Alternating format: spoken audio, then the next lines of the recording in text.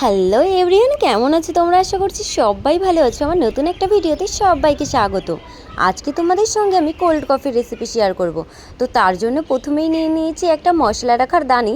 এটা জানো তো আমার মায়ের মশলা রাখার দানি, আমার ভাই গিফট করেছে। এরকম একটা হয় না, 12টা থাকে, তো ওইখান থেকে একটা নিয়ে নিয়েছি। আমার মা যেহেতু এখনও মশলা রাখেনি, তার জন্য তোমরা চাইলে একটা বোতল নিতে পারো।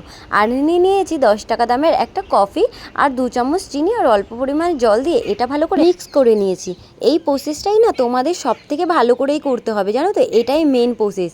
তো এদিকে নিয়ে নিয়েছি একটা চকলেট সিরাপ আর একটা কাচের গ্লাস।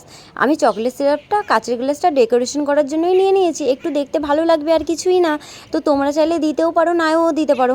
আর আমার ভাই আমার কাছে চেয়েছিল কোল্ড কফি খাওয়ার জন্য, কিন্তু কোল্ড কফি তো আর হয়নি, হট কফি হয়ে গেছে।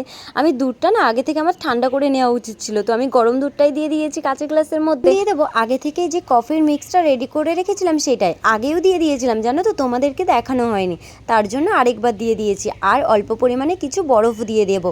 তো আর চকলেট সিরাপ দিয়ে না ওপর থেকে একটু ডেকোরেশন করে নেব। আমি না পাকামি করে একটু দোকানের মতন স্টাইলের ডিজাইন করতে যাচ্ছিলাম। প্রথমে যদিও হয়নি, পরে দেখি খুব সুন্দর হয়েছে। দোকানের মতন যদিও হয়নি, কিন্তু ভালোই হয়েছে।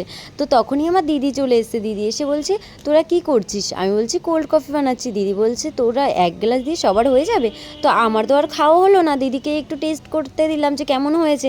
দিদি তো খেয়ে বলছে খুব ভালো হয়েছে। তো তোমাদের কাছে কেমন লেগেছে অবশ্যই কমেন্ট করে জানিও।